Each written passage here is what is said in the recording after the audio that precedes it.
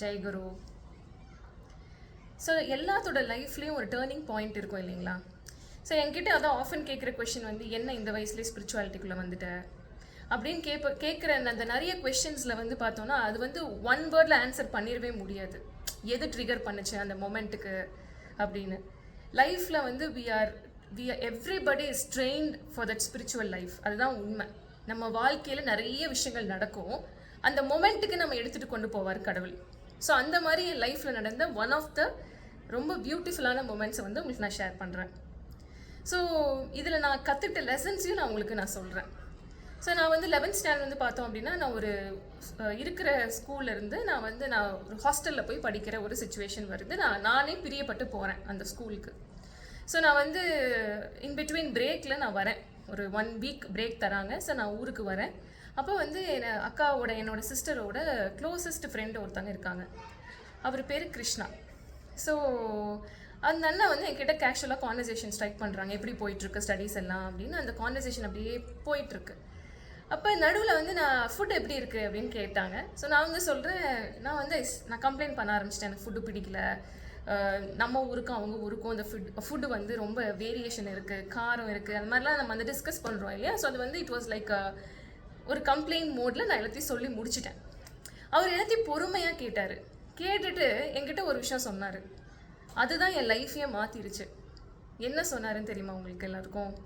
First thing என்ன கேட்டார் அப்படின்னா, நீ எதுக்கு அப்படியே அந்த ஸ்கூலுக்கு போன அப்படின்னு கேட்டார்.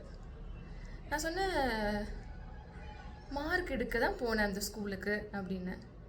இப்போ நீ மார்க் எடுக்க போயிருக்க அப்படின்னா இருக்கிறது 2 வருஷம், அதில் ஆல்ரெடி 1 வருஷம் முடிஞ்சிருச்சு. நீ சாப்பிடவா போன அப்படின்னு கேட்டார். இல்லை, ஃபோக்கஸ் பண்ணு, உன் ஸ்டடீஸில் ஃபோக்கஸ் பண்ணு. ஹார்ட்லி இன்னும் ஒரு வருஷம், அதில் வந்து டக்குன்னு நீ கண்ணை மூடி கண்ணை திறக்கிறதுக்குள்ளே அந்த வருஷம் போயிடும். சாப்பிட்றக்கா நீ போயிருக்க, ஃபோக்கஸ் பண்ணு உன் கோலில் அப்படின்னாரு. எனக்கு வந்து அந்த ஸ்டேட்மெண்ட் வந்து என்னை வேறு மாதிரி ஆக்கிடுச்சு என்ன. அதுதான் உண்மை. நீ எதுக்கு போயிருக்க அந்த ஸ்கூலுக்கு அப்படின்னாரு. ஏன்னா இந்த ஸ்கூலுக்கு நான் அடம் பிடிச்சு போனேன். நான் மார்க் வாங்கணும், நான் ஆசைப்பட்ட ஒரு இன்ஜினியரிங் காலேஜ்குள்ளே நான் போகணும் அப்படிங்கிறதுக்காக தான் அந்த ஸ்கூலுக்கே நான் போகிறேன். ஸோ இதில் வந்து பார்த்தோம் அப்படின்னு வச்சுக்கோங்களேன், நான் நிறைய விஷயங்கள் கற்றுக்கிட்டேன் அந்த அண்ணா. அதுக்கப்புறம் இன்னொரு விஷயமும் அடிக்கடி சொல்லுவார் என்கிட்ட, அபி எப்படி வேணால் வாழ்கிறது வாழ்க்கை கிடையாது, இப்படி தான் வாழணும்னு ஒரு கோடு போட்டு வாழ்கிறதுல தான் வாழ்க்கை, பிரின்சிபலோட வாழ்கிறது தான் வாழ்க்கை அப்படின்னாரு. ஸோ இந்த 2 விஷயம் என் மனசுக்குள்ளே வந்து அது வந்து ஒரு செல்ஃப் ரியலைசேஷன், அது ஒரு ஞானம் தான், ரியலைசேஷன் மொமெண்ட் தான் எனக்கு அது. ஸோ அதுலேருந்து நான் என்ன லேர்ன் பண்ணிக்கிட்டேன் அப்படின்னா, first thing, focus on your goal. ஆக்சுவலாக பார்த்தீங்கன்னு வைங்களேன், அந்த ஸ்கூலில் சாப்பாடு ரொம்ப நல்லா தாங்க இருந்துச்சு. நம்ம எங்கே போனாலுமே நம்ம சுற்றி இருக்கவங்க, நம்ம என்ன ஒரு என்வாயன்மெண்ட்டில் இருக்கோமோ கான்ஸ்டண்ட்டாக ஏதாவது ஒரு விஷயத்தை பற்றி பேசிகிட்டே இருப்பாங்க. நம்ம என்ன ஆயிடுவோம், அதுக்கு நம்ம வந்து நம்மளையும் அறியாமல் will fall in the drop. அவங்க அந்த பேசுகிற விஷயத்தில் ஆமாம்மா கரெக்டு தான் அப்படின்னு நம்ம அதுக்குள்ளே விழுந்துருவோம். பட் நம்ம வந்து ரியலைஸே பண்ண மாட்டோம். நம்ம அதுக்காக நம்ம எதுக்காக வந்திருக்கோம் அப்படிங்கிறதே மறந்து நம்ம டேக் டைவர்ஷன் மாதிரி நம்ம அந்த டைரெக்ஷனில் போயிடுவோம். ஸோ ஃபர்ஸ்ட் திங் வந்து என்ன, நம்ம வாழ்க்கையில் எவ்வளோ ப்ராப்ளம்ஸ் வந்தாலும், எவ்வளோ சேலஞ்சஸ் வந்தாலும், அது பீப்புள் ரிலேட்டடாக இருக்கலாம், ஃபினான்ஷியல் ரிலேட்டடாக இருக்கலாம், இல்லை ஹெல்த் இஷ்யூஸாக இருக்கலாம், நம்ம கோலை நம்ம ஃபோக்கஸ் பண்ணிகிட்டே இருக்கோம், நம்ம அந்த கோலை நம்ம நினச்சிட்டே இருக்கோம் அப்படின்னா நம்ம இதெல்லாம் வந்து இந்த தடையெல்லாம் தானாக போயிடும் ஒரு கட்டத்தில். இல்லைன்னா இது வந்து அது அவ்வளோ நம்மளை டேமேஜ் பண்ணாது. இது எல்லாமே எதுக்கு வருது அப்படின்னா, நம்ம கோலை விட்டு ஷிஃப்ட் ஆகி நம்ம இது பின்னாடி போகிறக்கான விஷயங்கள் தான் இந்த மாயா கிரியேட் பண்ணக்கூடிய சுச்சுவேஷன்ஸ் இது எல்லாமே. ஸோ ஃபர்ஸ்ட் திங் நான் என்ன கற்றுக்கிட்டேன் அப்படின்னா, கோலை எப்போவுமே நம்ம ஃபோக்கஸ் பண்ணணும், அதுதான். 2வது வந்து என்ன அப்படின்னு பார்த்தீங்கன்னா, நான் வாழ்க்கையில் அதுக்கப்புறம் நான் ஃபுட்டை வந்து நான் கம்ப்ளைண்ட் பண்ணவே இல்லை. நான் அதுக்கப்புறம் வந்து நான் இன்ஜினியரிங் காலேஜில் நான் சேர்றேன். நான் ஆசைப்பட்ட அதே இன்ஜினியரிங் காலேஜில் நான் சேர்றேன். ஒரு நாள் கூட அந்த ஹாஸ்டல் சாப்பாடை நான் குறை சொன்னதே கிடையாது. ஒன்று, அந்த ஃபுட்டு நல்லா தான் இருந்துச்சு, இட் வாஸ் எக்ஸலண்ட். 2வது வந்து என்ன அப்படின்னா, என்னோட பெர்ஸ்பெக்டிவ், என்னோட ஆட்டிடியூட் மாறிடுச்சு. எப்படி ஆட்டிடியூட் மாறிடுச்சு அப்படின்னா, நான் வந்திருக்கிறது சாப்பிட்றதுக்காக கிடையாது. என்னோட ஃபோக்கஸ் எஜுகேஷன், என்னோட ஃபோக்கஸ் மற்ற விஷயங்களை தான் இருக்கணுமே தவிர்த்து அந்த ஃபுட்டு மேலே நான் ஃபோக்கஸ் போயிடக்கூடாது அப்படிங்கிறதுல அந்த லெசன் வந்து எனக்கு முன்னாடியே பதிஞ்சிருச்சு ஆழமாக. மூணாவது வந்து பார்த்தீங்க அப்படின்னா, என்னை சுற்றி இருக்கிறவங்க கேட்பாங்க, இந்த ஃபுட்டு நீ இவ்வளோ ரசிச்சு சாப்பிட்றியோ, உனக்கு ஒரு நாள் கூட இது போர் அடிக்கலையா அப்படின்னு கேட்பாங்க. எனக்கு போர் அடிக்கல. ஏன்னா அப்போ இன்னொரு கமெண்ட்டும் பாஸ் பண்ணாங்க, என்னன்னா இவங்க வீட்டில் ரொம்ப கேவலமாக சமைப்பாங்க போல இருக்கு, அதான் இந்த ஹாஸ்டல் ஃபுட் இவ ரொம்ப என்ஜாய் பண்ணுறா அப்படிம்பாங்க. நான் சிரிச்சிட்டு எனக்கு அது அஃபெக்டே ஆகலை. ஏன்னா என்னோட டைமென்ஷன்லேருந்து என்னோட ஆங்கிள்லேருந்து எனக்கு தெரியும் நான் கரெக்டாக பார்க்குறேன் அப்படின்னு. ஒன்று கிரேட்ஃபுல்னஸ், கிராட்டிடியூட் எனக்கு அப்போவே வந்துருச்சு அந்த ஆஸ்பெக்டில்.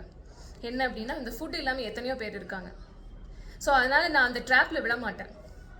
ஸோ என்னை பொறுத்த வரைக்கும் இன்றைக்கி இந்த உணவு எனக்கு கடவுள் கொடுத்துருக்காரு. இது நான் ரொம்ப கிஃப்டட். எனக்கு கடவுள் கொடுத்துருக்காரு. அதுக்கு நான் நன்றி தான் சொல்லணுமே தவிர்த்து அதை நான் என்றைக்குமே குறை சொல்லக்கூடாதுங்கிறது அந்த லெசனை வந்து ஆழமாக எனக்கு வந்து பதிய வச்சுட்டு அந்த அண்ணன் வந்து எனக்கு கற்றுக் கொடுத்துட்டாங்க நான் 11th இருக்கிறப்பவே. ஸோ அதனால நான் அவங்கள பார்த்து நான் வந்து சைலண்ட்டாக நான் அவங்களோட இக்னோரன்ஸை தான் நான் வந்து பற்றி நான் கவலைப்படணுமே தவிர்த்து நான் அதை பற்றி நான் கவலைப்படவே தேவையில்லை. ஸோ ஃபஸ்ட் திங் வந்து நான் கிரேட்ஃபுல்லாக இருக்கிறது எனக்கு கற்றுக் கொடுத்தாங்க. ரெண்டாவது வந்து என்னென்னா என்னோடய பர்ஸ்பெக்டிவ், நான் பார்க்குற ஆங்கிள் வந்து வேறு ஆங்கிள். நான் வந்திருக்கிறது சாப்பிட்றக்காக கிடையாது. மூணாவது வந்து பார்த்தீங்க அப்படின்னா இதில் நான் லேர்ன் பண்ண லெசன் என்ன அப்படின்னா, இப்போ இது நடந்து 18 years ஆச்சு. பட் எனக்கு வந்து அவங்க எங்கே இருக்காங்கன்னு எனக்கு தெரியாது அந்த அண்ணா. பட் கடவுள் வந்து பார்த்தீங்கன்னு வைங்களேன், நம்மளை எல்லாரையும் ஒரு ஸ்பிரிச்சுவல் ஜேர்னியில் தான் எல்லாருமே இருக்கோம். நோயிங்லி அன்னோயிங்லி எனக்கு கடவுள் மேலே இன்ட்ரெஸ்ட் இருக்குது, நான் ஆன்மீகத்தில் இல்லை இருக்கேன், என்ன சொன்னாலும் சரி, we are all in a spiritual journey. நம்ம எல்லாரும் தினமும் ஏதோ ஒரு லெசன்ஸ் லேர்ன் பண்ணிகிட்டே தான் இருக்கோம். அந்த அன்னைக்கு அந்த கான்வர்சேஷன் என் வாழ்க்கையில் நடக்கலை அப்படின்னா நான் இன்றைக்கி இந்த இடத்துல நான் இருக்க மாட்டேன். என்னோட கேரக்டர், என்னோட பர்சனாலிட்டி, அந்த க்ரூமிங்கில் அந்த அண்ணாவும் ஒரு பங்களிப்பு கொடுத்துருக்காருங்கிறது தான் உண்மை. ஸோ கடவுள் வந்து ரைட் பீப்புளை ரைட் டைமில் நம்ம வாழ்க்கையில் ப்ளேஸ் பண்ணுவார். அந்த இடத்துல நம்ம ஈகோங்கிற ஒரு வாலை பில்ட் பண்ணிட்டோம் அப்படின்னா அந்த லெசன்ஸை நம்மளால் லேர்ன் பண்ணவே முடியாது. அன்னைக்கு எனக்கு ஈகோ இல்லை, நீ சாப்பிட்றக்கா போன அப்படின்னு கேட்டது வந்து என்னோடய ஈகோவை வந்து எனக்கு அப்போ ஈகோ இல்லை அந்த ஏஜில் எனக்கு. ஸோ அப்போ வந்து எனக்கு அது வந்து இந்த லெசன் வந்து நான் லேர்ன் பண்ண வேண்டிய லெசனை எடுத்துக்கிட்டு நான் வந்து ஃபார்வர்ட் மூவ் பண்ண ஆரம்பிச்சிட்டேன். பட் ஒரு கட்டத்தில் என்ன ஆயிரும், நம்ம சம்பாதிக்கிறோம், ஒரு பேர் பதவி புகழெல்லாம் வர்றப்ப நம்மளை யாராச்சும் ஒருத்தங்க நம்ம ஈகோவை க்ரஷ் பண்ணுற மாதிரி ஏதோ ஒரு கேள்வி கேட்டாங்க அப்படின்னா அந்த நம்ம மேலே மிஸ்டேக் இருந்தால் கூட நம்மளால் அதை எடுத்துக்க முடியாது.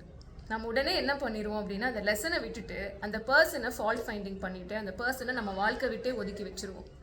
ஸோ அந்த வயசில் அது எனக்கு அது ரைட்டான டைமில் கடவுள் நம்ம லைஃப்பில் எனக்கு அனுப்பிச்சி விட்டார் அந்த அண்ணாவை. For ever I am grateful for that moment and for that lesson. So எல்லாரும் நம்ம வாழ்க்கையில் கடவுள் ஒருத்தங்களை ப்ளேஸ் பண்ணுறாங்க அப்படின்னா அது சுச்சுவேஷனாக இருக்கலாம், பீப்புளாக இருக்கலாம், எல்லாமே நம்மளோட க்ரோத்துக்காக மட்டும்தானே தவிர்த்து வேறு எதுக்காகவும் இல்லை. காரணம் இல்லாமல் யாரும் நம்ம லைஃப்பில் வரமாட்டாங்க. நமக்காக தான் கடவுள் அவங்கள அனுப்புகிறாரு. ஸ்பெஷலாக கஸ்டமைஸ் பண்ணி கடவுள் அனுப்புகிறாரு. அந்த பர்டிகுலர் கேரக்டரோட பர்டிகுலர் பர்சனாலிட்டியோட நம்மளை 1-on-1 ட்ரைனிங் பண்ணுறதுக்காக தான் கடவுள் அனுப்புகிறாரு. அது எவ்வளோ பெரிய சேலஞ்சாக இருந்தாலும் உண்மை தான். ஸோ உங்கள் லைஃப்லேயும் இந்த மாதிரி டேர்னிங் பாயிண்ட் நடக்கும். அது நடக்கணுமா வேணாமா அப்படிங்கிறது உங்கள் கையில் தான் இருக்குது. அதுக்கு நீங்கள் ரொம்ப முக்கியமாக பாஸ் பண்ணி யோசிக்க வேண்டிய விஷயம் என்னென்னா உங்கள் ஈகோ அது வந்து ஆக்டிவாக இருக்கா அப்படிங்கிறது செக் பண்ணிக்கோங்க. ஜெயகுரு.